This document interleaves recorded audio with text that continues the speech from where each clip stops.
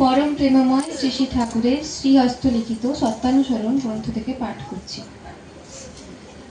তুমি লতার স্বভাব অবলম্বন করো, আর আদর্শরূপ বৃক্ষকে জড়িয়ে ধরো, সিদ্ধ কাম হবে। যদি তোমার আদর্শের কথা বলতে আনন্দ, শুনতে আনন্দ, তার চিন্তায় আনন্দ, তার হুকুম পেলে আনন্দ, তার আদরে আনন্দ, অনাদরেও আনন্দ হয়, তার নামে হৃদয় উথলে ওঠে, আমি নিশ্চয় বলছি তোমার উন্নয়নের জন্য আর ভেবো না। সদ্গুরুর শরণাপন্ন হও, সৎ নাম মনন করো, আর সৎসঙ্গের আশ্রয় গ্রহণ করো। আমি নিশ্চয় বলছি তোমাকে আর তোমার উন্নয়নের জন্য ভাবতে হবে না। তুমি ভক্তিরূপ জল ত্যাগ করে আসক্তিরূপ বালির চড়ায় বহুদূর যেও না। দুঃখরূপ সূর্যোত্তাপে বালির চড়া গরম হলে ফিরে আসা মুশকিল হবে। অল্প উত্তপ্ত হতে হতে যদি না ফিরে আসতে পারো, তবে শুকিয়ে মরতে হবে। ভাবমুখী থাকতে চেষ্টা করো, পতিত হবে না, বরং অগ্রসর হতে থাকবে। গুরুমুখী হতে চেষ্টা করো, আর মনের অনুসরণ করো না। উন্নতি তোমাকে কিছুতেই ত্যাগ করবে না। বিবেককে অবলম্বন করো, আর মনের অনুসরণ করো না। উদারতা তোমাকে কখনো ত্যাগ করবে না। সত্যকে আশ্রয় করো, আর অসত্যের অনুগমন করো না। শান্তি তোমাকে কিছুতেই ছেড়ে থাকবে না। দীনতাকে অন্তরে স্থান দাও, অহংকার তোমার কিছুই করতে পারবে না। যা ত্যাগ করতে হবে তার দিকে আকৃষ্ট বা আসক্ত হয়েও না, দুঃখ হতে রক্ষা পাবে। জয় গুরু।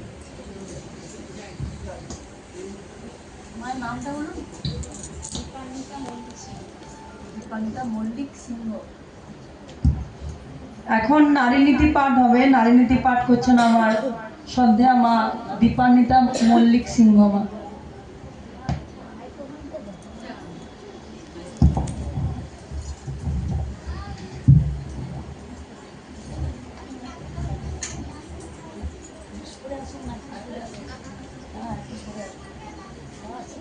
সকলকে জয় গুরু। ঠাকুরের বাণী, কণ্ঠস্বরূপ বাণী।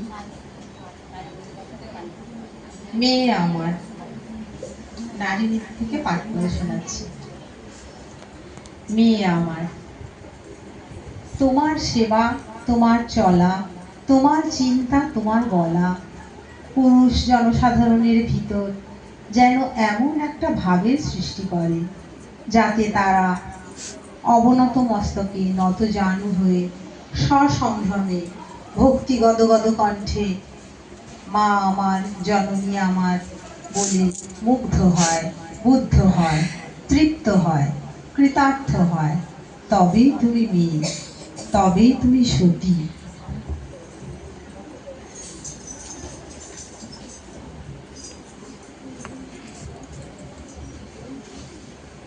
বিবাহে অনুলোম ও প্রতিলোম। প্রতিলোম যেমন উন্নতকে প্রসব করে, প্রতিলোম তেমনি অবনতিকে বৃদ্ধি করে। তাই প্রতিলোম বিবাহ এমনতর পাপ, যাহা নিজের বংশকে ধ্বংসে অবসান্ত করেই, তাছাড়া পারিপার্শ্বিক বা সমাজকেও ঘাড় ধরিয়া বিধ্বস্তিতর দিকে চালিত করে। অসতী স্ত্রীর নিষ্কৃতি বরং সম্ভব, কিন্তু প্রতিলোমজ হীনত্বের অপলাপ অত্যন্তই দুষ্কর। বাণী সংখ্যা ৮০ পাঠ করে শোনালাম। জয় গুরু।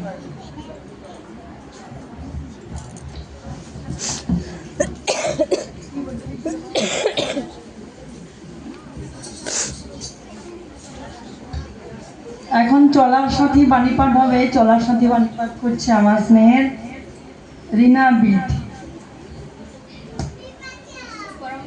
পরম প্রেমময় শ্রী শ্রী ঠাকুর অনুকূল চন্দ্রের চলার সাথী গ্রন্থ থেকে বাণী পাঠ করছি।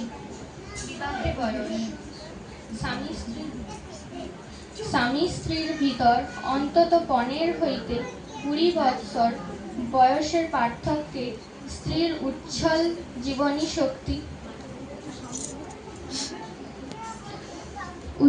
জীবনী শক্তি পুরুষে সংক্রামিত হইয়া সমতায় উভয়ের বার্ধক্যকে ও অনেকাংশে প্রতিরোধ করিয়া থাকি এবং জীবনে উদ্যমে ও বন্ধনে উন্নীত করিয়া আনন্দে প্রমোদে সুখ ও শান্তিতে অধিরূঢ় করাইয়া বীর্যবান সন্তানের অধিকারী করিয়া তোলে। তাই ইহা ধর্মপ্রদ। বাণী সংখ্যা 182। জয় গুরু।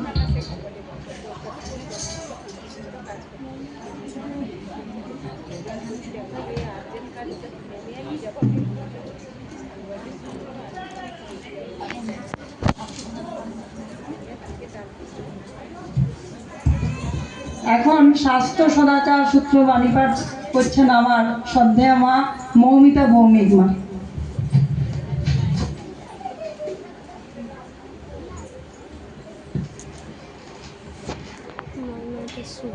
জয় গুরু। পরম প্রেমময় পরম দয়ার শ্রী ঠাকুর অনুকূলচন্দ্রের মুখনিষ্ঠ স্বাস্থ্য ও সদাচার সূত্র থেকে বাণী পাঠ।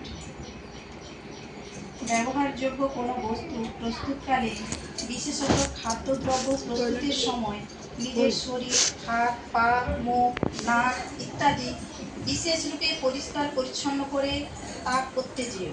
তোমার পরিধানের পরিচ্ছদ এমনতর পরিচ্ছন্ন হওয়া চাই যাতে চক্ষুর অগোচরে কোনো বিষাক্ত জীবাণু বা স্বাস্থ্যের পক্ষে হানিকর এমনতর কোনো জিনিস তার ভেতর দিয়ে সঞ্চারিত হতে না পারে।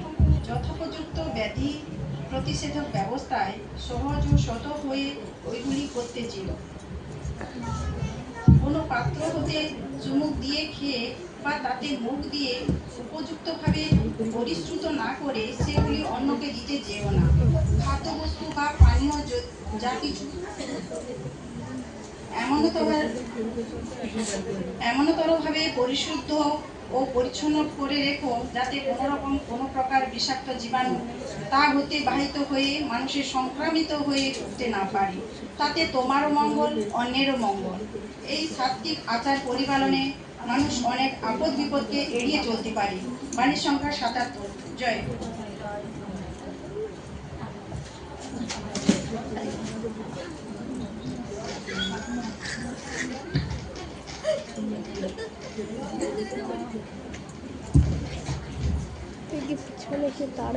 এখন আমরা উদ্বোধনী সঙ্গীত পরিবেশন করব। উদ্বোধনী সঙ্গীত পরিবেশন করবে আমার শ্রদ্ধেয় মা শ্রেয়ানন্দ মা।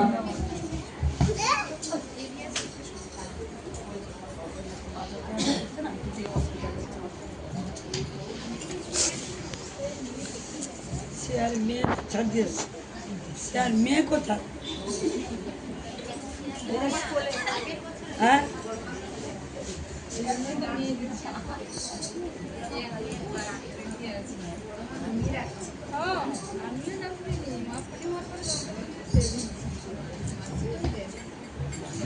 শেয়ার মেয়ে ছিল ওই গাড়ি।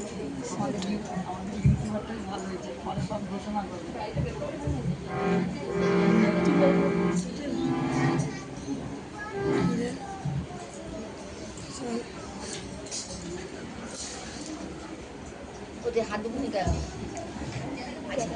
উপস্থিত সবাইকে রামনন্দিত জনতা।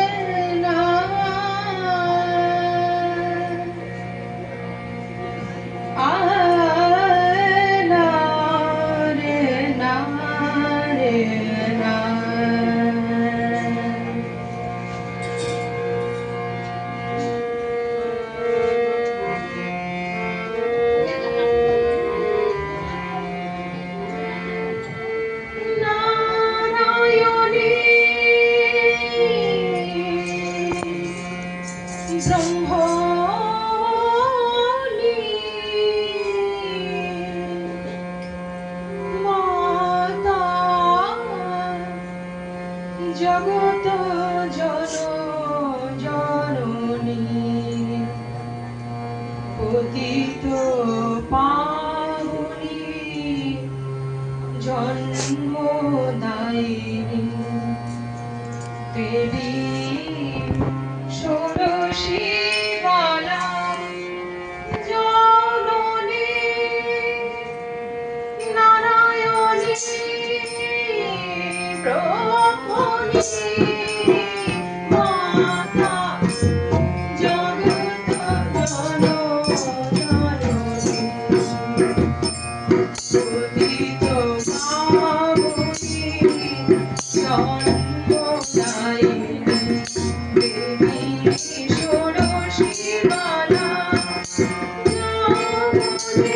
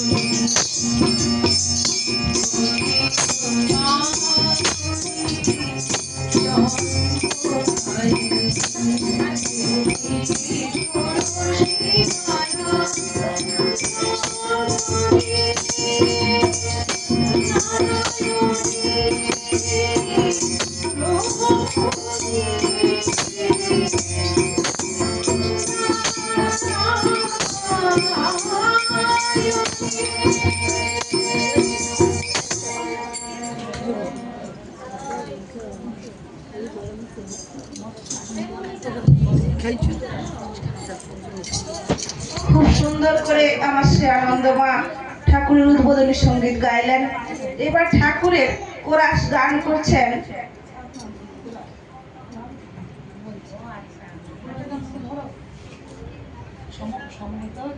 সমবেতভাবে কোরাস গান শুরু হবে।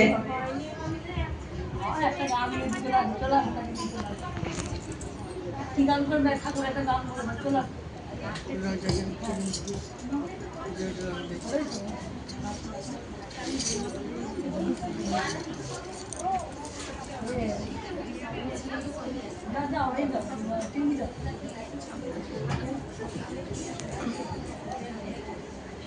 নম্বরটা পুরো দিন কর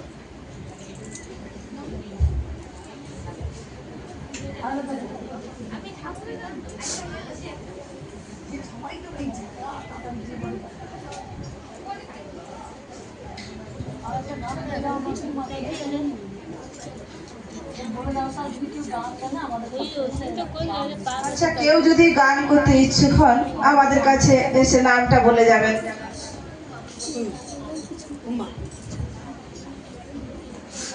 আচ্ছা কি গান বলবে? ঠাকুরের গান তো? কি গান বলবে? আচ্ছা এর পরে দিচ্ছি আমি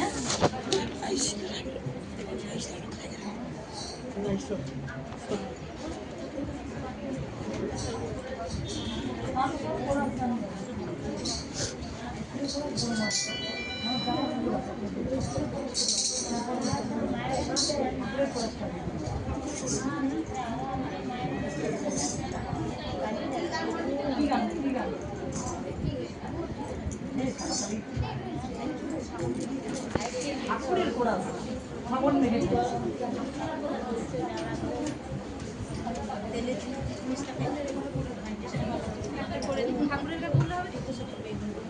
বনমার গান করো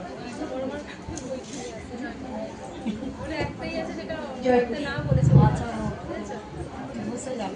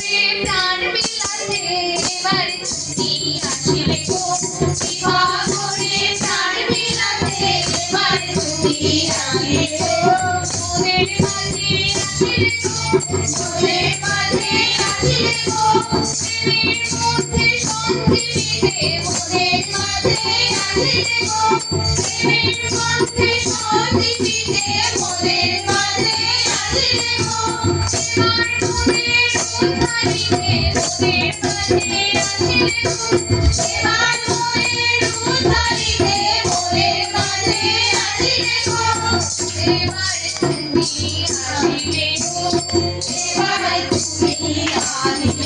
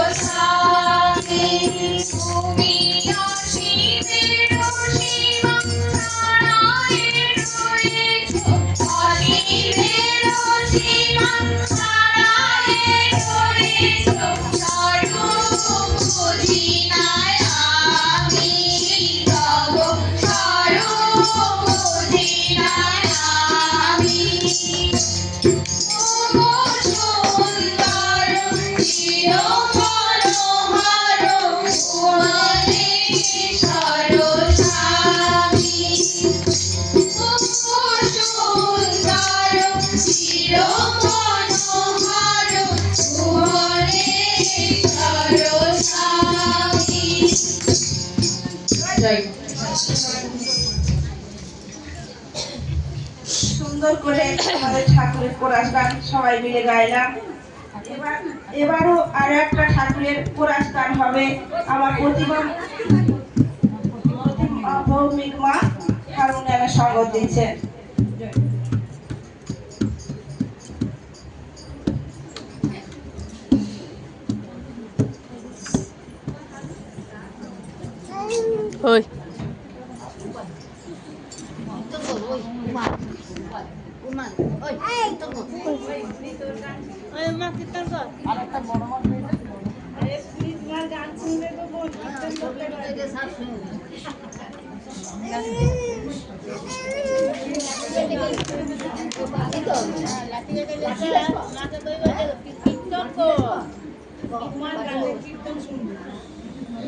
আনন্দিত যাবে।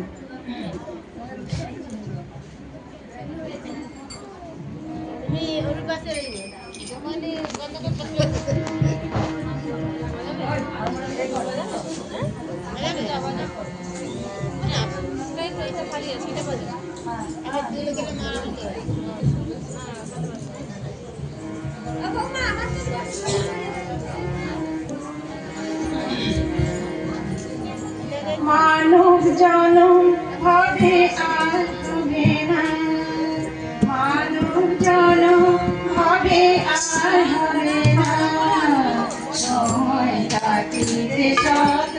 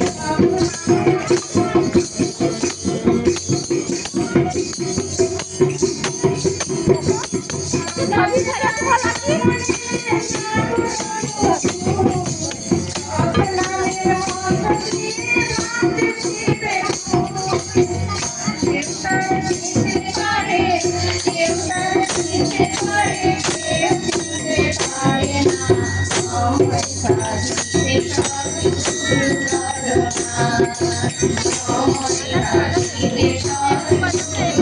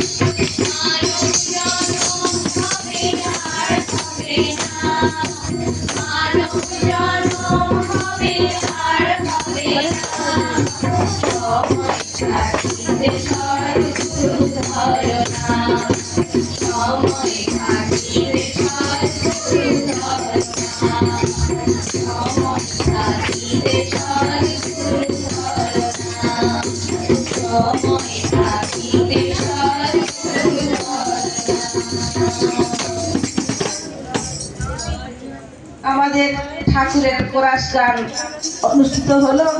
এবার আমাদের বড় মায়ের গান করছে।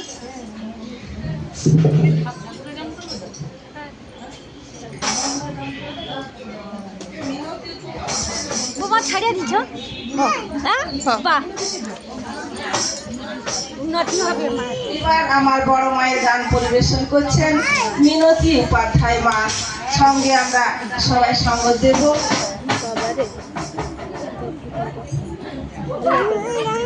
লাউটা দিবে নি তো খুশি তাহলে তুই আর আমি ছবি তুই আর আমি ছবি তুই আর আমি তুই আর আমি তুই আর আমি আমরা যতক্ষণ ঠাকুরের কাছে বসবো আমরা সকলেই ঠাকুরের দিকে মন সংযোগ করে বসবো, কারণ আমরা সকলেই জানি যে হচ্ছে সৎসঙ্গে ঠাকুর উপস্থিত থাকেন। সেই জন্য ঠাকুর, বড়মা, বড়দা, আচার্যদের পুরো পরিবার মিলেই কিন্তু আছেন। সেই জন্য আমরা কোনো কিছু যেন বিশৃঙ্খল আচরণ যেন না দেখতে পাই।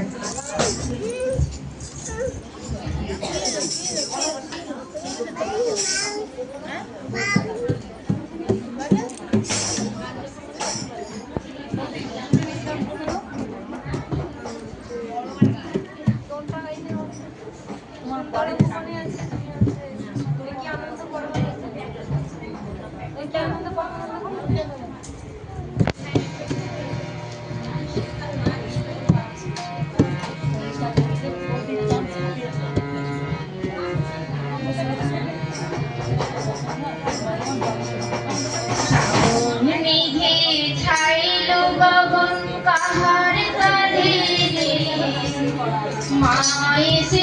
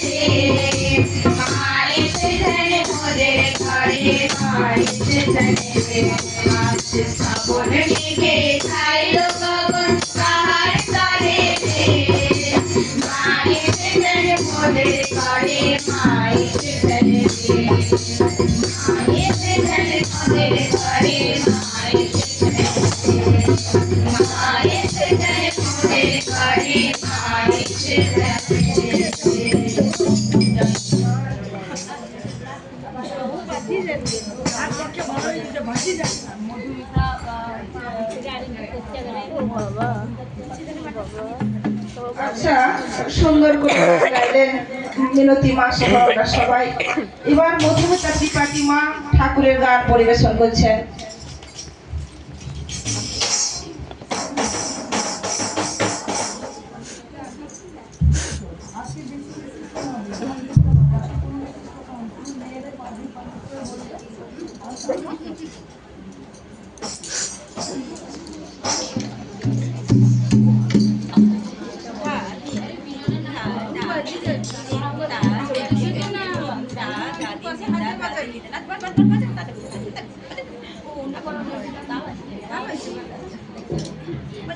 জোরো বাজনা দ্বারা আসছে না?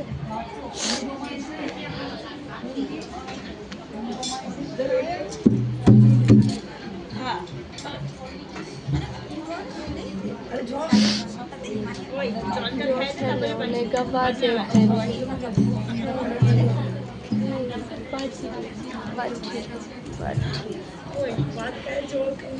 পাঠ হচ্ছে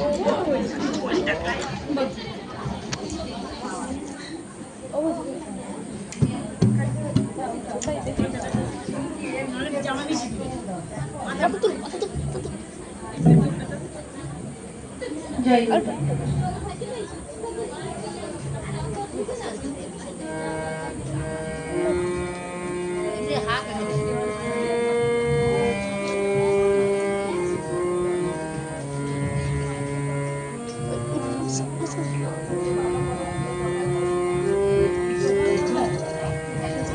কি আনন্দ পরমানন্দ পুরুষোত্তম লীলা অভিনব কি আনন্দ পরমানন্দ পুরুষোত্তম লীলা অভিনব আনন্দ পরমানন্দ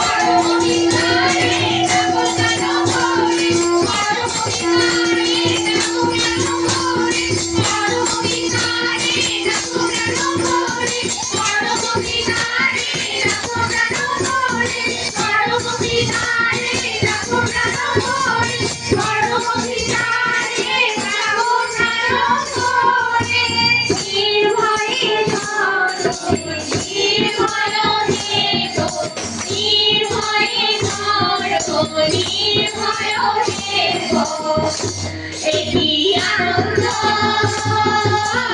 পরম আনন্দ পুরুষোত্তম লীলায় অভিনব একই আনন্দ পরম আনন্দ পুরুষোত্তম লীলায় অভিনব মোহিত পাবন নরনারায়ণ মোহিত পাবন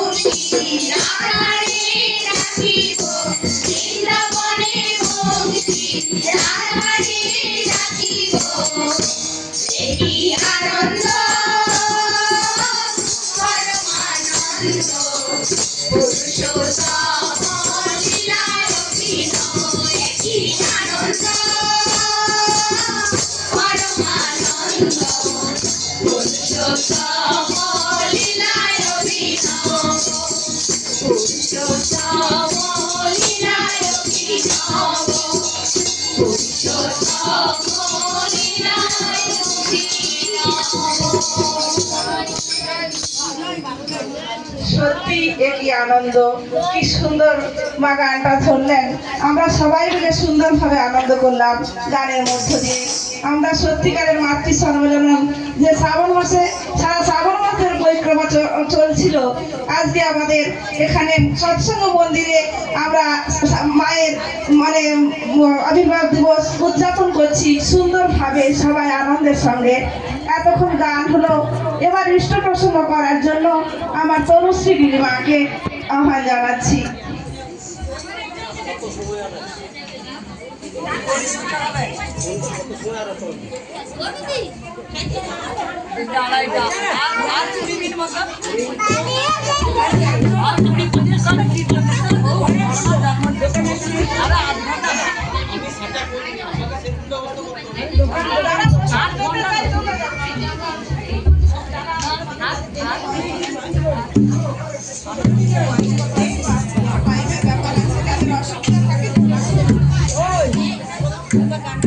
পরম দয়া পরম প্রেমময় শিশু ঠাকুরের রাঙারাতির চরণে আমার অনন্ত কোটি প্রণাম। পরম আরাধ্য জননী জগৎ জননী শ্রী বড়মা রাঙারাতির চরণে আমার অনন্ত কোটি প্রণাম। পরম পূজ্যপাদ শ্রী শ্রী বরদার চরণে আমার অনন্ত কোটি প্রণাম। পূজ্যপাদ সবাইকে অনুরোধ করছি, আমরা আমাদের এখানে ঠাকুরের বড় মায়ের অনুষ্ঠান চলছে। বারবার বলছি, যখন সৎসঙ্গ হোক, মাতৃ সম্মেলন হোক, যাই চলে, আমাদের ঠাকুর পরিবারের সবাই উপস্থিত থাকেন। তাই সবাইকে বলছি, আর তো কিছুক্ষণ সময়, আমরা অনুষ্ঠানের প্রায় শেষ পর্যায়ে চলে এসেছি। সবাইকে অনুরোধ জানাবো, আপনারা সুন্দরভাবে এতক্ষণ সঙ্গ দিয়েছেন, সুন্দরভাবে আমরা অনুষ্ঠান চালিয়ে যাচ্ছি, আর বাকি সময়টা যেন আমরা সুন্দরভাবে করে নিতে পারি। সবাই একটু চুপ করে, আমাদের মায়ের ইষ্ট প্রসঙ্গ হচ্ছে, সবাই মন দিয়ে শুনবেন। পরম দয়াল পরম প্রেমময় শিশু ঠাকুরের রাঙারাতুর চরণে আমার অনন্ত কোটি প্রণাম। পরম আরাধ্য জননী জগৎ জননী শিশু বড়মার রাঙারাতুর চরণে আমার অনন্ত কোটি প্রণাম। পরম পূজ্যপাদ শিশু বরদার চরণে আমার প্রণাম। পরম পূজ্যপাদ শিশু আচার্য দেবের চরণে প্রণাম। বর্তমান আচার্য দেবের চরণে প্রণাম এবং পূজনীয় অবিন্দা এবং ঠাকুর বাড়ির সবার চরণে আমার প্রণাম। উপস্থিত মায়েদের আমার জয়গুণ। দেখুন, আজকে দাদারা এখানে নেই বলে আমরা এইটুকু সময় নিজেদেরকে সামলাতে পারছি না, এলোমেলো হয়ে যাচ্ছি। আজকে বড় মায়ের জন্মদিন, উনি কিন্তু এখানে উপস্থিত আছেন। একবার ওনার ছবির দিকে চেয়ে দেখুন। আমি দাদাদের ইষ্ট প্রসঙ্গ শুনছিলাম, বড় মায়ের কথা শুনছিলাম, আর অপলক দৃষ্টিতে বড় মাকে দেখছিলাম। কারণ আমরা তো ঠাকুরেরই ধ্যান সবসময় করি, বড় মার ধ্যান খুব একটা করি না, বড় মাকে প্রণাম করে উঠে যাই। কিন্তু আজকে অপলক দৃষ্টিতে বড় মাকেই দেখছিলাম। এত সুন্দর লাগছে বড় মাকে, আমি এত সুন্দর বড় মাকে দেখিনি। সত্যি আমরা তো লক্ষ্মী পুজো করি, সেই পিতলের বা মাটির লক্ষ্মী পুজো করি। আজকে দেখুন, স্বয়ং লক্ষ্মী বসে আছেন, যিনি নররূপে আমাদের কাছে ধরা দিয়েছেন এবং আচরণে লক্ষ্মীর স্বরূপ দেখিয়েছেন আমাদেরকে। আজকে বড় মার সম্পর্কে অনেক কিছু শুনলাম দাদাদের কাছ থেকে। ঠাকুর এবং বড় মার ভেতরে একটা জিনিস লক্ষ্য করবেন, একে অপরকে বড় করছেন। যেখানে আমরা একে অপরকে ছোট করি, আমি স্বামীকে ছোট করি, স্বামী আমাকে ছোট করে, কিন্তু সেখানে দেখবেন ঠাকুর বড় মাকে বড় করছেন, বড় মা ঠাকুরকে বড় করছেন।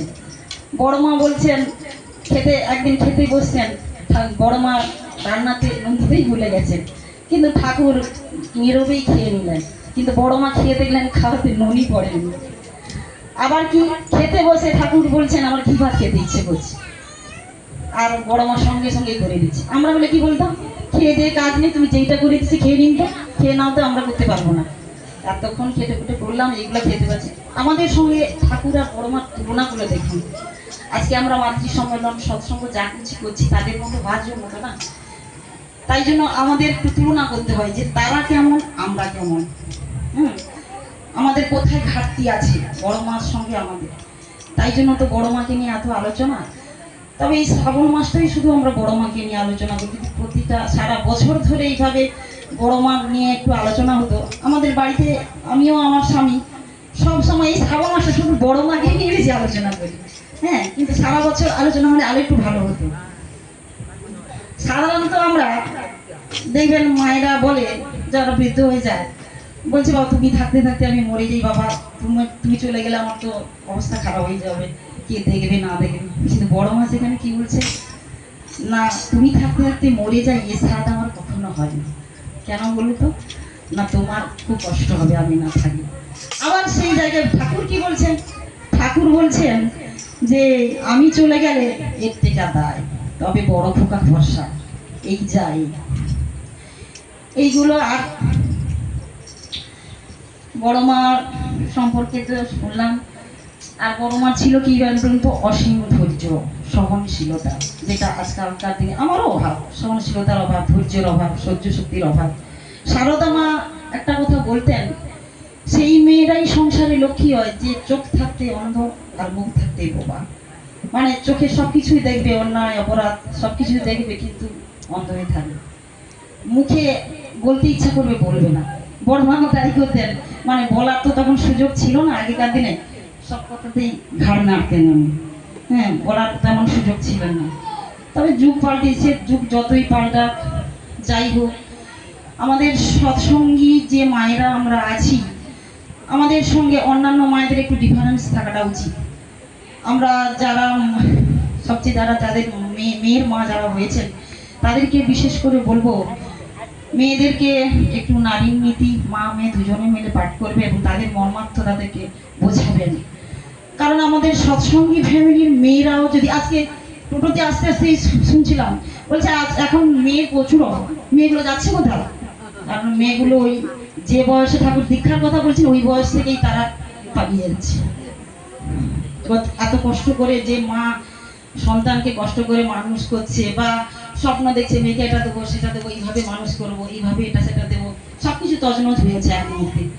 তাহলে ওই গয়না করা, শাড়ি করা, মেয়ের জন্য এটা সেটা না করে মেয়েকে যদি আমরা ঠাকুরের শিক্ষায় শিক্ষিত করতে পারি, সেইটাই হচ্ছে বড়।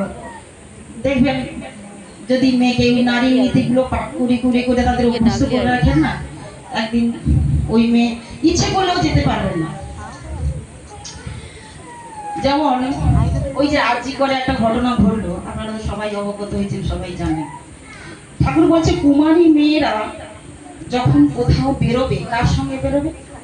তার পিতৃতুল্য কারোর সঙ্গে, বড় ভাই বা মানে যাকে বিশ্বস্ত তার সঙ্গে বেরোবে। এবার সব জায়গায় হয়তো সবাইকে পাওয়া যায়, বা কাজের সূত্রে তো আমি ভাইকে পাবো না, বা পিতৃস্থলে কাউকে পাবো না, কিন্তু আমি আমার যদি গুরুকে নিয়ে চলি, উনি কিন্তু প্রত্যেকটা মুহূর্ত আমার সঙ্গে থাকে। ওই আরজি করের মেয়েটা যদি দীক্ষা নিত, ওনার সঙ্গে তখন কেউ না থাকুক, ঠাকুর কিন্তু থাকতেন ওনাকে রক্ষা করতেন। আচার্য দেবের মুখে একটা শুনেছি, একটা মেয়ে টোটোতে করে যাচ্ছিল, খুব মানে তার কাজ সারতে দেরি হয়ে গেছে, অন্ধকার হয়ে গেছে, টোটোতে করে যাচ্ছিল, কেউ ছিল না। সে মানে খুব ভয় ভয় ঠাকুরের নাম করছে আর ওই টোটোতে বসেই যাচ্ছে। গিয়ে বাড়িতে নেমেই পয়সা দিতে ভুলে গিয়ে ঘর ঢুকে গেছে।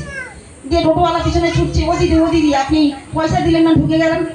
তখন ও কি বলল না, পয়সা একজনই তো জানে আমি একা আছি, একজনই পয়সা দিল, কিন্তু ছিল দুজন। কে দেখেছে না, ওই টোটোওয়ালা দেখেছিল। ও বাড়িতে দেওয়ালে যখন ঠাকুরের ফটো দেখলো, বলছে দিদি আপনি তো একা ছিলেন, আপনার সঙ্গে তো উনিই ছিলেন। তখন তিনি চমকে গেলেন, বলছেন কি তাহলে ইষ্ট নিয়ে চললে কি হয় ভাবেন।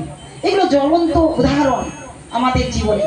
তাহলে মেয়েদের আজকে মেয়েরা কত সুন্দর সেজেছে, সাজার সঙ্গে সঙ্গে ঠাকুর বলছে না, মেয়েদের সাজ সজ্জা পোশাক পরিচ্ছদ এমন হওয়া উচিত যাতে পুরুষের মনে একটা উন্নত পবিত্র ধ্যান ধারণা হয়। তাহলে আমরা সবাইকে তো মানুষ করতে পারবো না, বা সবাইকে তো নিয়ে আসতে পারবো না, কিন্তু যারা আমরা ঠাকুর ধরেছি, আমরা যেন সবার কাছে উদাহরণ হয়ে উঠতে পারি, যে অন্যান্যরা যাতে বলতে পারে সত্যি তো আমার মেয়েটা পালিয়ে যাচ্ছে, কিন্তু ওর মেয়েটা তো যাচ্ছে না। কেন যাচ্ছে না? ঠাকুর ধরে ঠাকুরের পথে চলার জন্য ওর মেয়েটা আজকে তার মা বাবা তাকে এত সুন্দর করে বিয়ে দিল। আজকে যে বিমলদার বিয়াই কি বলছিল, যে আমি ভাগ্য করে এরকম একটা বিয়াই পেয়েছি। কেন বলছেন বলুন তো? এই ইষ্ট নিয়ে আছে বলে বিমলদা। আজকে বিয়াইদের বেশি হিংসা করে, বিয়ানরা বিয়ানদের বেশি হিংসা করে থাকেন, আর নিন্দাও প্রচুর করে। কিন্তু এইখানে আলাদা উদাহরণ দেখবেন। কেন বলুন তো? এই ইষ্ট, সেই স্বামী স্ত্রীর ভিতরেও সেই একই ইষ্ট। মাঝখানে স্বামী স্ত্রীর ভিতরে যদি স্বয়ং পরমহংসদেব বলছেন, স্বামী স্ত্রীর ভিতরে যদি ইষ্ট আদর্শ বা গুরু থাকে, তাহলে আমাদেরকে মানে আর এই যে এত ঝগড়াঝাটি অশান্তি হবে, কিন্তু উনি সামনে নেবেন। এই জন্য ইষ্ট আদর্শ বা গুরুকে নিয়ে চলবেন। আর এটা হচ্ছে শ্রাবণ মাস, জানেন সবাই, মহাদেবের মাথায় জল ঢালতে যাচ্ছে। আজকে আমি ইষ্ট প্রসঙ্গ শুনতে গিয়ে শ্রদ্ধেয় রায়ন চক্রবর্তী একটা ইষ্ট প্রসঙ্গ শুনছিলাম।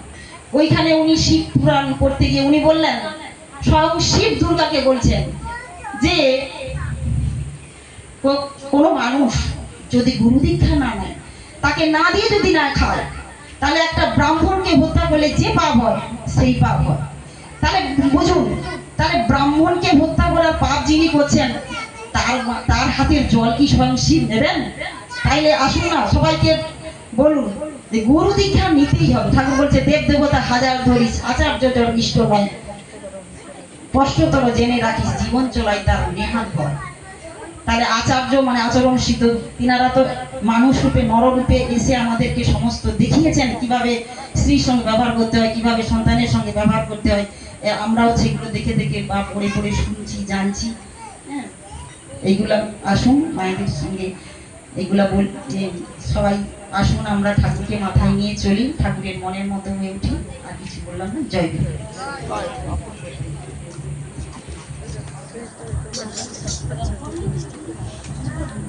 আমার তনুশ্রী মা কি সুন্দর করে ইষ্ট প্রসঙ্গ করলেন, সত্যি মনটা ভরে গেল। এই জন্য তো বলেন গুরু ভাইরা বলেন, ঋত্বিক দেবতারা বলেন, আমরা সৎসঙ্গে বা এই মাতৃ সম্মেলনে এসেছি বলে কত কিছু অজানা জিনিস জানতে পারলাম। সুন্দর করে মার ইষ্ট প্রসঙ্গ আমার এত ভালো লাগলো। সত্যি কথা, আমাদের সময় অল্প সময়ের জন্য হয়তো অনেকেই আছেন এত সুন্দর করে বলতে পারেন, এত সুন্দর করে গাইতে পারেন, সময়ের অভাবের জন্য সবাইকে হয়তো সুযোগ দেওয়া হয়নি, তার জন্য আমরা ক্ষমা চেয়ে নিচ্ছি। তবুও তো আমরা আচার্যের দাদার নির্দেশ অনুযায়ী আমাদের মাতৃ সম্মেলনের যে সময় ছিল, আজকে অনুষ্ঠান বলে আমরা চেষ্টা করছি অনেকটা সময় ধরে ঘিরে রাখার, কিন্তু সময় দুপুর হয়ে যাচ্ছে, অনেক বৃদ্ধারাও আছেন, সবাই প্রসাদ নিতেও সবার দেরি হচ্ছে, যে কারণে আমরা যতটা সম্ভব চেষ্টা করছি। এই মা নিজের থেকেই বললেন ইষ্ট প্রসঙ্গ করবেন। সত্যি তোলার পরে ভাবলাম আমাদের কত কিছু অজানা থেকে যেত। এটা ঠাকুরেরই হয়তো মানে একটা দয়া, তিনার মুখ দিয়ে আমাদেরকে সবাইকে শুনিয়ে দিলেন। ঠাকুর ধরে বড় মাকে ধরে আমরা অনেক কোথায় যাচ্ছি, কত কিছু জানছি। আমরা সত্যিই তো সংসারগুলোকে আমরা সবাই এইভাবে সুন্দর করে গড়ে তোলার চেষ্টা করব। মা একটা সত্যি সুন্দর কথা বললেন যে আমরা যারা, সবাইকে তো সম্ভব নয়, আমরা যারা অন্তত ঠাকুরের পথে এসেছি সবাই মিলে চেষ্টা করব নিজেদের সংসারটাকে আগে সুন্দর করে তুলতে, তাহলে তো পরিবেশটা সুন্দর হবে। তাহলে আর যিনারা একদম অজ্ঞান অবস্থায় আছেন, আমাদেরকে দেখে তিনারাও নিশ্চয়ই আমার ঠাকুরের চরণে আসবেন। যাই হোক, জয় গুরু। এরপরের অনুষ্ঠানের পর্যায়ে আমরা যাচ্ছি। এবার ইষ্ট প্রসঙ্গ করছেন আমার ছোট ছোট বোনেরা, তাদেরকে মানে একটা একটা টপিক দেওয়া হচ্ছে। আমার স্মৃতি নন্দ মা বিবাহের উপরে একটু ইষ্ট প্রসঙ্গ করছেন। জয় গুরু।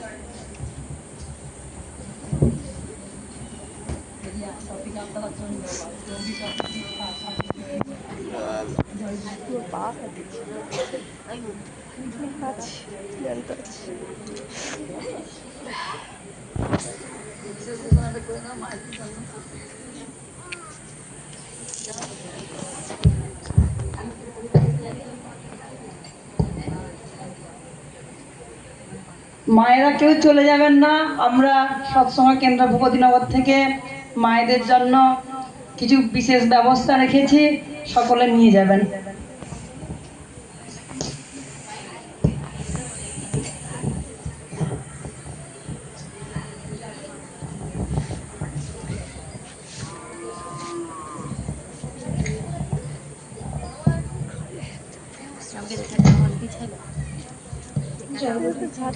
পরম প্রেমে পরম দয়াল শ্রী শ্রী ঠাকুরের শ্রী চরণে জানাই প্রণাম। পরমারাধ্যা জগৎজননী শ্রী শ্রী বড়মা শ্রী চরণে জানাই প্রণাম।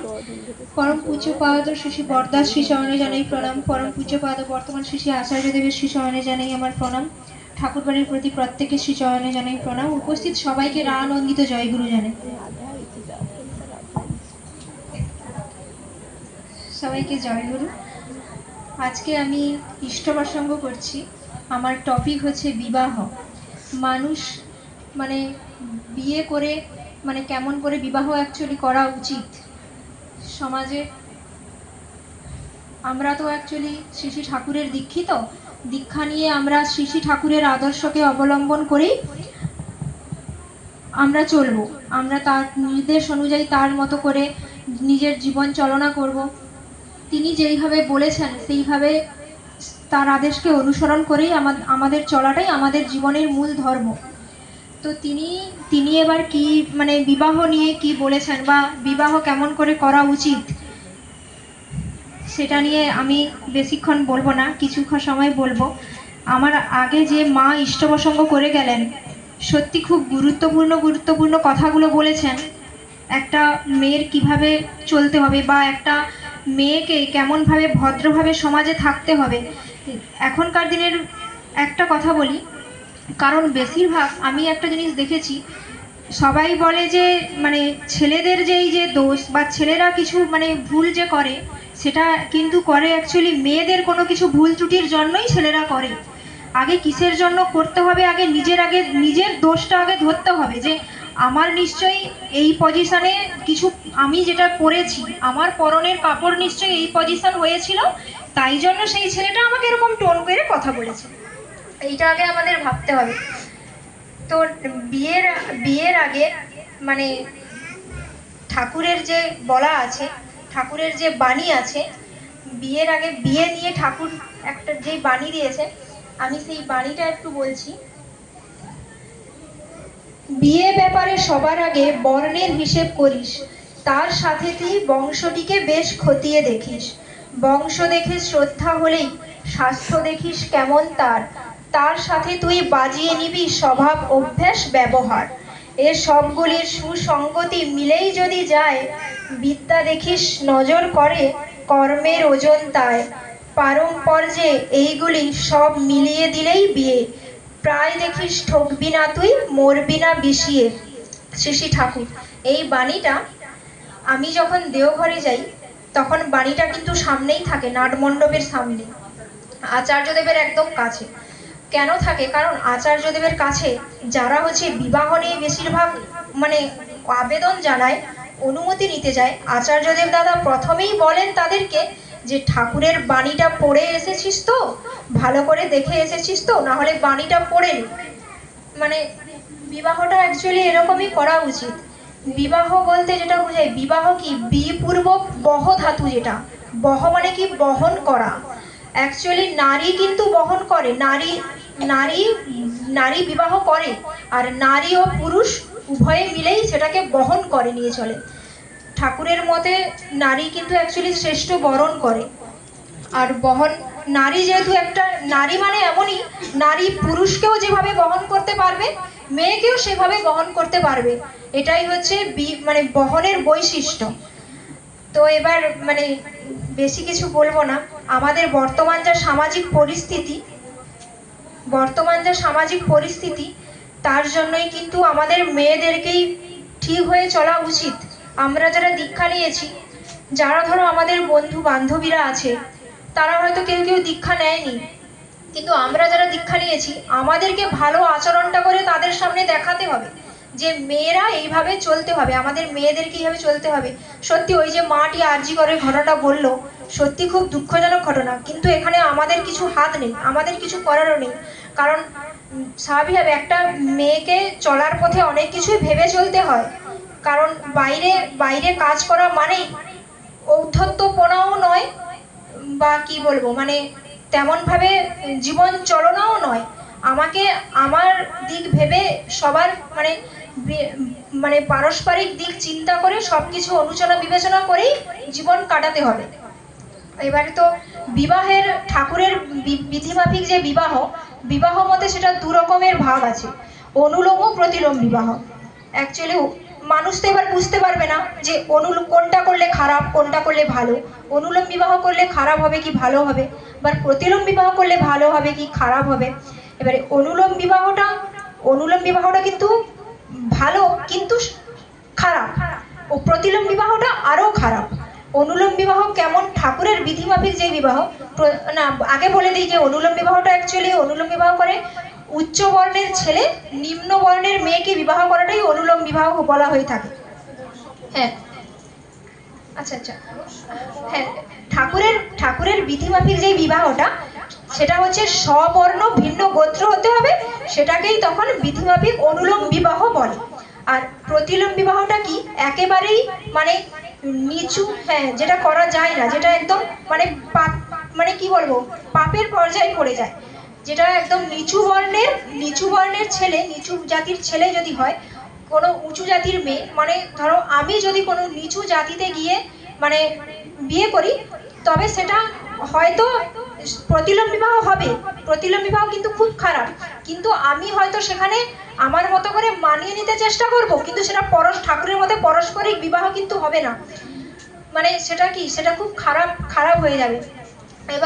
এবারে যখন সেই প্রতিলোম বিবাহে যখন একটা সন্তান জন্মগ্রহণ করবে, সে তখন কিন্তু মানে সেই সেই মতো মানে ঠাকুরের বিধি মতো কিন্তু হবে না। এবারে হ্যাঁ হ্যাঁ, প্রতিলোম বিবাহে যদি কোনো সন্তান জন্ম করে, সমাজ রাষ্ট্র জাতির জম হয়ে জন্মগ্রহণ করবে সে।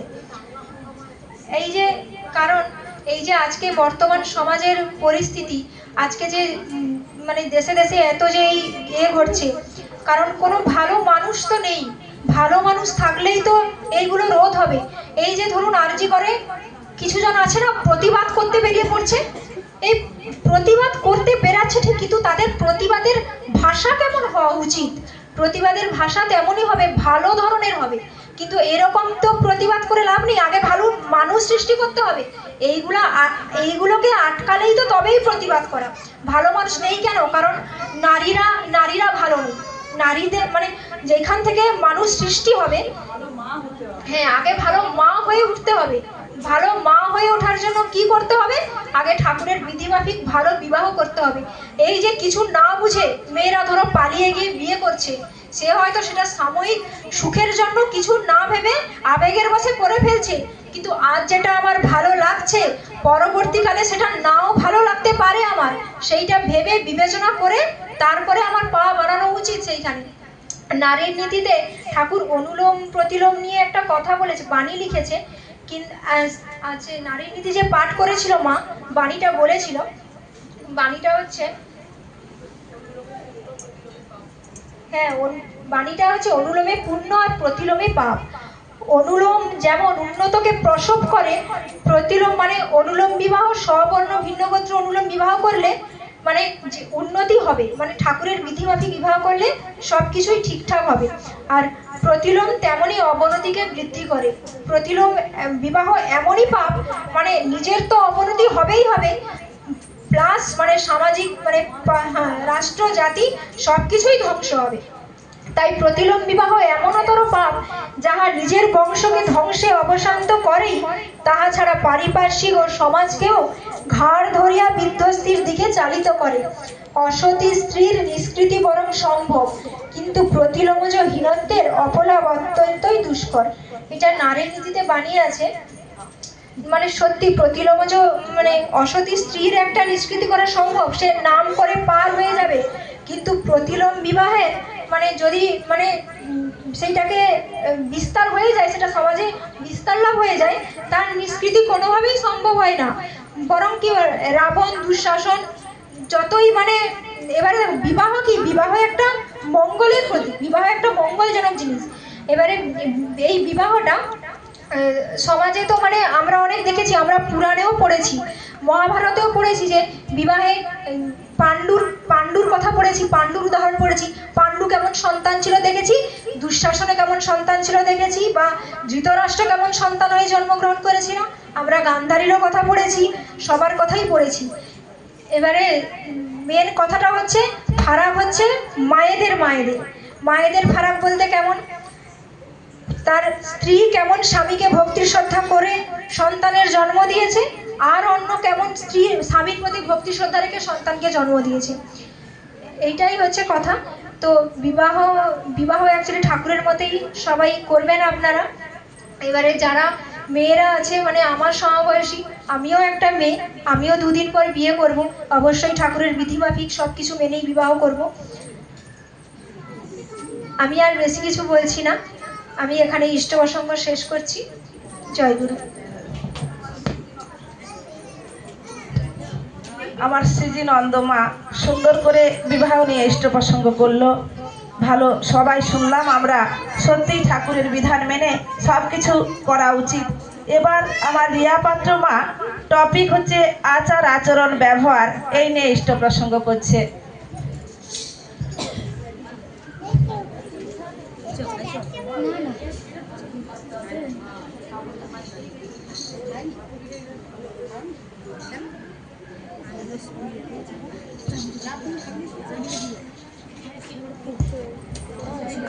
পরম প্রেমময় শ্রী শ্রী ঠাকুরের রাতুল চরণে আমার শতকোটি প্রণাম। জগৎ জননী শ্রী শ্রী বড় মায়ের চরণে আমার শতকোটি প্রণাম।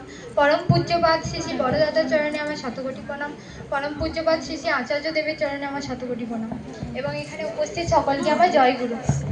তো আমার টপিক কালকে সিলেক্ট করে দেওয়া হয়েছিল ব্যবহার আচার আচরণ। তো ব্যবহার আচার আচরণ সম্পর্কে বলতে গেলে ঠাকুরের আমরা দীক্ষা নিয়েছি, ঠাকুরের মানুষ হয়ে উঠতে চাইছি, মানে কি তার বলা কথাগুলো বাণীগুলো নিজের জীবনে আমরা প্রয়োগ করব, সেরকম ভাবে চলবো। এই বিষয়ে বলতে গেলে ঠাকুরের একটা ঘটনা মনে পড়ছে। ঠাকুর বাড়িতে একজন দাদা একদিন ঠাকুরকে জিজ্ঞেস করছেন যে ঠাকুর, আপনার সাথে যদি কেউ খারাপ ব্যবহার করে তাহলে আপনি কি করবেন? ঠাকুর তখন বললেন যে তোর সাথে যদি কেউ খারাপ ব্যবহার করে আগে বুঝবি যে কেন ব্যবহার করছে, তার সাধারণ কোনো কারণে তুই মেনে নিবি, ছেড়ে দিবি। তোর সামনে যখন অন্য কারোর সাথে খারাপ ব্যবহার করছে তখন তুই স্থান কাল পাত্র বুঝে তার সাথে তার বিরুদ্ধে প্রতিবাদ জানাবি। যে প্রথমে দেখবি দুই পক্ষের হয়ে যে কে ভুল কে ঠিক, তার হয়ে প্রতিবাদ জানাবি। কিন্তু তোর সামনে যেন ভুলটা না হয়, দেখবি তোর সঙ্গে যদি কেউ ব্যবহার খারাপ করে সেটা তুই ক্ষণিকের জন্য মানিয়ে নিবি। সে তখন কিছুক্ষণ পরে সে নিজেই হয়তো ভাববে যে আমি খারাপ করলাম, কিন্তু সে তো মেনে নিল, সে তো আমার মতন উগ্র হয়ে প্রতিবাদ জানালো না আমাকে, সে তাহলে ঠাকুরের মানুষ বলেই চুপ করে মেনে নিল। আবার যখন আপনি অন্য কারোর হয়ে প্রতিবাদ জানাবেন, তখন যেই মানুষটির হয়ে প্রতিবাদ জানাবেন সেও ভাববে যে এই মানুষটা ঠাকুরের মানুষ বলেই আমার পাশে আজকে দাঁড়িয়েছে, আমার হয়ে প্রতিবাদ জানাচ্ছে। তো ঠাকুরের একটা বাণী আছে, জীবন চালনায় মানে প্রয়োগ করার জন্য তো ঠাকুরের মানে অনেক বাণী আছে। তো তার মধ্যে থেকে একটি বলছি যে তোমার নজর যদি অন্যের কেবল খারাপটাই দেখে তবে তুমি কখনোই কাউকে ভালোবাসতে পারবে না, আর যে সৎ দেখতে পারে না সে কখনোই সৎ হয় না। অতএব ধরুন আমি কোনো একটা, এই ধরুন আমাদের আজকে মাতৃ সম্মেলনটা কত বড় একটা কাজ, ধরুন এখানে যদি কেউ বলে যে আমাকে এইটা দেওয়া হলো না, তাকে সেইটা দেওয়া হলো না, আমি রাগ করে বসলাম, আমি এই করলাম, এটা বলে মানে যে আমরা তো সবাই ঠাকুরের মানুষ, আমি ডেলি করছি, আজকে সেই মা করুক না, আজকে ওই মা বলুক না, কি আছে নতুনটা যে পাক না, আমি তো ঠাকুরের মানুষ, আমি কেন মনে করব বা আমি পেছনে বসছি সে আগে বসে গেল কেন? আরে ঠিক আছে, সবাই তো আমরা ঠাকুরের সামনে বসছি, আমি আগে কেন পরে কেন, আমরা সবাই একসাথে আছি, কেউ মনে করবো না যে আমি ছোট, আমি বলতে পারি না, এ করতে পারি না। সবসময় মনে করবো যে আমরা সবাই এখানে ঠাকুরের সামনে আছি, ঠাকুরের চোখে আমরা সবাই সমান, সবাই তার রাতুল চরণের বসেছি। তো ঠাকুরের ব্যবহার মানে যদি ঠাকুরের বাণীগুলো অনেক কত শত বাণী, কত বই আছে, যদি আমরা সেগুলো ডেলি একটা হলেও বাণী পড়ি, তো একটা হলেও দুটো হলেও বাণী নিজের জীবনে চালিত করতে পারবো। নিজে যখন কারোর সাথে খারাপ করতে যাবো তখন মনে পড়বে যে আমি ঠাকুরের ওই বাণীটা পড়েছিলাম, ঠাকুর তো আমাকে এগুলো নিয়ে চলতে বলেছে, আমি যদি তার সাথে ভুলটা করি আমার ঠাকুরকে ভুল প্রমাণ করে দেওয়া হবে। এখানে আমি নিজে তো খারাপ হচ্ছি, লোকে বলবে ঠাকুরের মানুষ এসে এরকম করছে, তাহলে তার ঠাকুর কীরকম। সবসময় আমি ভাববো যে আমার ঠাকুরকে লোকে কি বলবে, আমি যেন এমন কোনো ভুল না করে বসি যে আমার ঠাকুরকে ভুল বলে। তো সেরকমভাবেই চলবো জীবনে। আর ঠাকুরকে নিয়ে বলার আর দিদিরা আছে সবাই বলবে। তো সকলকে আমার আনন্দিত জয়গুরু। এখানে ইষ্টপ্রসঙ্গ শেষ করছি। আমার রিয়া মা সুন্দর করে ইষ্টপ্রসঙ্গ করলো। সত্যি বাচ্চা মেয়েগুলো তারা ঠাকুরকে ধরে কি সুন্দর তাদের মনের অনুভূতি, কি ভালোই লাগছে আমাদের। যাই হোক, এবার আমার গৌরী পাত্র মা দীক্ষা নিয়ে কিছু আলোচনা করবে।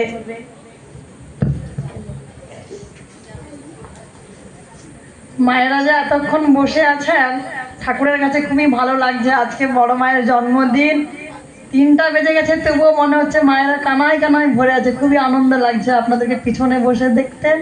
এখন ইষ্টপ্রসঙ্গে আছে আমার গৌরী পাত্র মা। টপিক দীক্ষা।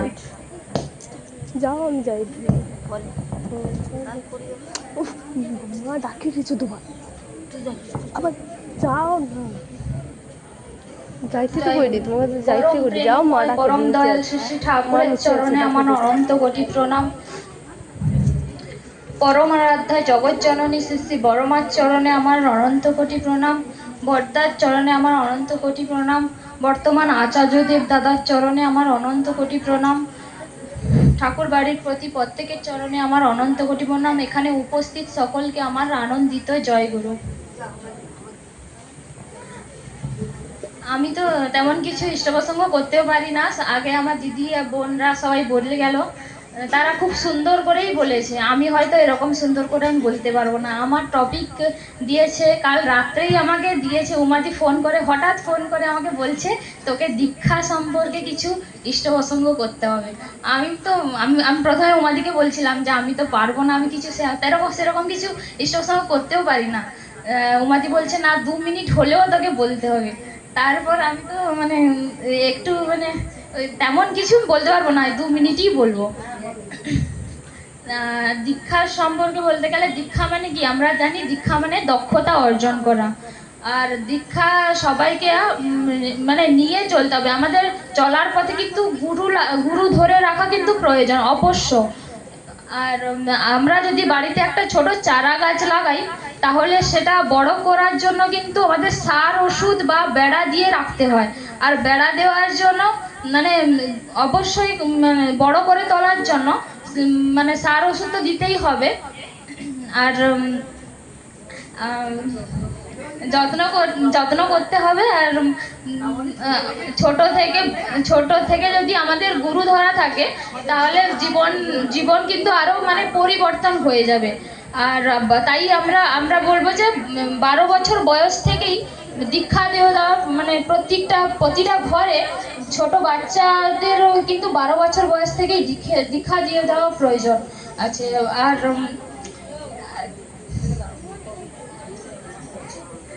তাই সবাই ঠাকুর ধরে চলুন, আর দ্বিতীয়টা অবশ্যই করুন সকলে। আর কিছু বলার নেই আমার। জয় গুরু। আমার গৌরী পাত্র মা দীক্ষা নিয়ে বলল, সত্যিই তো আমরা গুরু না ধরলে কেউই ঠিকঠাকভাবে থাকতে পারবো না। আমাদের ছোট থেকে বেড়ে ওঠার সময়টা কিন্তু আমাদের এত অজানা ছিল, আমরা হাতের কাছে তখন গুরুকে পাইনি, যে কারণে নিজেদের ভুলের কারণে নিজেদের কত শাস্তিও যে জীবনে পেতে হয়েছে, বা এখনো পর্যন্ত নিজেদের সংসারগুলোকে ঠিকভাবে সুন্দর করে তুলতে পারিনি। আমরা যে সময় গুরুর হাত ধরেছি তখন হয়তো সংসারে ছেলে মেয়ে সবাই অনেক বড় হয়ে গেছে। যাই হোক, আজকে আমরা ঠাকুরকে ধরে জেনেছি। আমরা এখানে যারা উপস্থিত আছি, এখানের মধ্যে যারা এখনো গুরুকে ধরেননি, সবাইকে বলবো দীক্ষাটা নিয়ে নিতে। দীক্ষা ছাড়া জীবন চলে না। আমরা সত্যি গুরুকে ধরার পরে বুঝেছি গুরু ছাড়া কোনো রকম কোনো পথে এগানোর কোনো উপায় নেই। যাই হোক, এবার আমার সাবিত্রী মা শিক্ষা নিয়ে কিছু বলছে।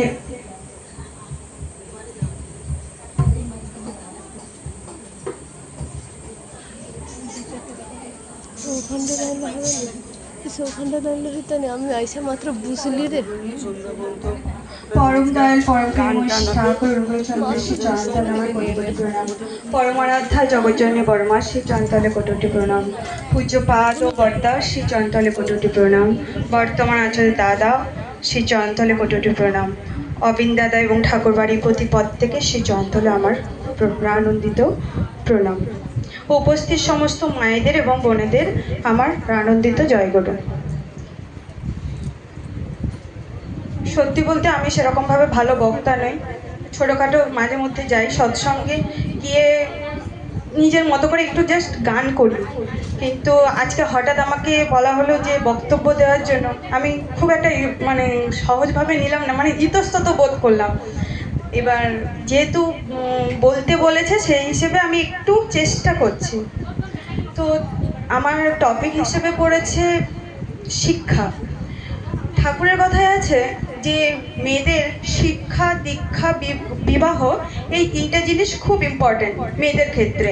কারণ মেয়ে হচ্ছে জন্মে জাতি, থাকলে জাত তবেই জাতি। অর্থাৎ মেয়েদের ক্ষেত্রে সুসন্তান জন্ম দেওয়ার ক্ষেত্রে থেকে শুরু করে মেয়েদের ক্ষেত্রে প্রথমে মেয়ে সে, তারপরে সে একজন মা। অর্থাৎ মা হয়ে উঠতে হলে তাকে আগে শিক্ষিত হতে হবে। সেই শিক্ষাটা শুধু পুঁথিগত শিক্ষা নয়, তার জন্য তাকে একটা সামাজিক শিক্ষায় শিক্ষিত হতে হবে। কারণ তার উপরে নির্ভর করছে তার ভবিষ্যৎ। কারণ সে সেই ভবিষ্যৎ থেকে একটা ছোটোখাটো একটা সমাজ তৈরি করবে। কারণ সেই ওই ছোটোখাটো সমাজ থেকে একটা বিশাল সমাজ তৈরি করবে। তাই মেয়েদের ক্ষেত্রে শিক্ষিত হওয়াটা প্রয়োজন। সেটা কোনো যে একটা আমাকে টাকা রোজগার বা ইনকামের পথে ছুটতে হবে, ওই শিক্ষাটা থেকে মনে হয় একটা সুসন্তান জন্ম দিতে হলে বা সুসন্তানকে কিভাবে সুশিক্ষিত হতে হবে, সেই শিক্ষায় শিক্ষিত একটা মেয়েকে হওয়া প্রয়োজনীয়। সেই হিসেবে আমি বলতে চাইছি যে ঠাকুরের কথাই আছে যে মেয়েদের হচ্ছে প্রধান ইউনিভার্সিটি নাকি তার সংসার। তো একটা মেয়ের ক্ষেত্রে সে তার কুমারী বয়সের শিক্ষাটা একটা আলাদা, কুমারী বয়সের পরে যে সে সংসার জীবনটা করছে সেই শিক্ষাটাও আলাদা। তাই মেয়েদের সংসারটা খুব তখনই খুব ভালোভাবে সে প্রতিপালন করতে হবে যখন সে সময় থাকতে একটা গুরুর চরণ ধরবে। কারণ গুরু হচ্ছে তিনি, যিনি আমাদের জীবন চালনা করেন, অর্থাৎ জীবন চালনা তিনিই করেন, যিনি কিছু বাণী বা কিছু অনেক বাণী দিয়ে গেছেন ঠাকুর, তাই আমাদের জীবন চালনার পথে। তাই সেই হিসেবে একটা মেয়েকে শিক্ষিত হওয়া প্রয়োজন। এখানেই আমার ছোট বক্তব্য আমি সমাপ্ত করলাম। জানি খুব ভালো একটা বলতে পারলাম না। জয় গুরু। সুন্দর হয়েছে, কেন ভালো নয়। শিক্ষা দীক্ষার কথা যেভাবেই হোক সবার কানে পৌঁছানো হলো। এটা এখানে খারাপের কি আছে, খুব সুন্দর করেই তো বললো। যাই হোক, আমার অনুভূতি থেকে বলছি, মানে এরা ঠাকুরকে ধরে আছে বলেই হয়তো এই যে বললো সাবিত্রী মা, হঠাৎ করে তাকে বলা হয়েছে বলার জন্য, এগুলো ঠাকুরই তাকে মুখ দিয়ে বলাচ্ছেন। এখন আমরা অনুষ্ঠানের শেষ পর্যায়ে চলে এসেছি, অনেক দেরি হয়ে গেল। এবার আমার সাবিত্রী অনিন্দিতা মা কীর্তন ধরছেন, আমরা সবাই সঙ্গ দেব।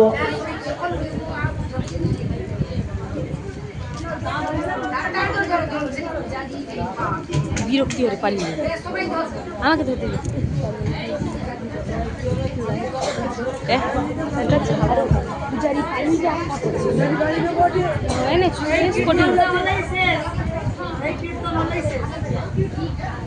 ওটা না চলো তোমার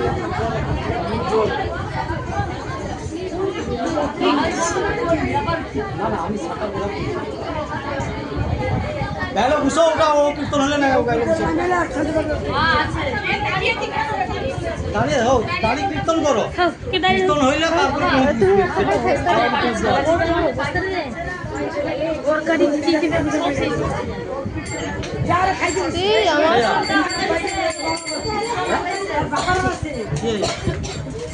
জয়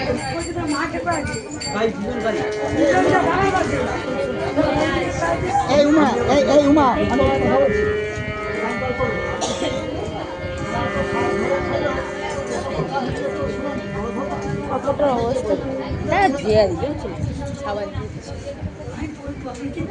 আরে তোকে এরকম বাধ্য কোন বলে তোকে ধরিয়ে দিচ্ছে আমাকে বাড়ি দিয়ে কি করবো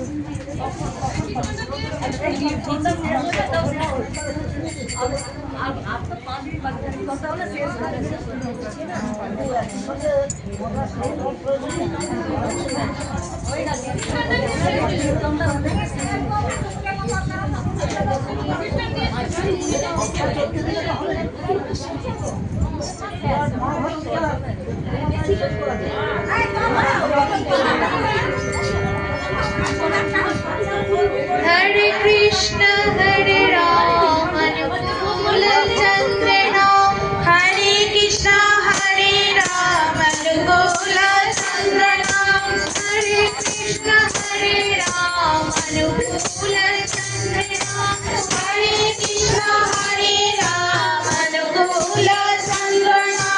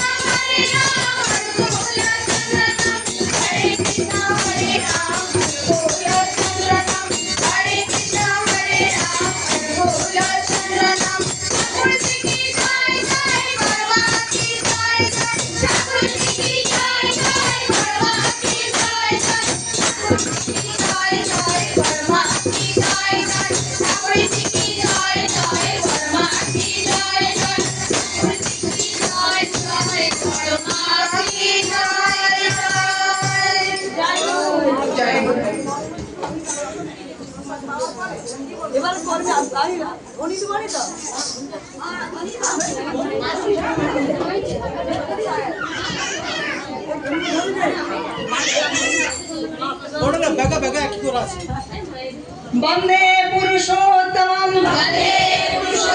বন্দে পুরুষোত্তমম বন্দে পুরুষোত্তমম পরম প্রেমময় শ্রী ঠাকুর অনুকূল চন্দ্র জি কি পরম প্রেমময় শ্রী ঠাকুর অনুকূল চন্দ্র জি কি পরম প্রেমময় শ্রী ঠাকুর অনুকূল চন্দ্র জি কি পরমারাধ্যা জগত জননী শ্রী শ্রী লক্ষ্মী বড়মা কি পরমারাধ্যা জগত জননী শ্রী শ্রী লক্ষ্মী বড়মা কি পরমারাধ্যা জগত জননী শ্রী শ্রী লক্ষ্মী বড়মা কি পরম পূজ্য পাদ শ্রী শ্রী বরদা কি পরম পূজ্য পাদ শ্রী শ্রী বরদা কি পরম পূজ্য পাদ শ্রী শ্রী বরদা কি পরম পূজ্য পাদ আচার্য দেব কি পরম পূজ্য পাদ আচার্য দেব কি পরম পূজ্য পাদ আচার্য দেব কি বন্দে পুরুষোত্তমম বন্দে আর্য পিতৃ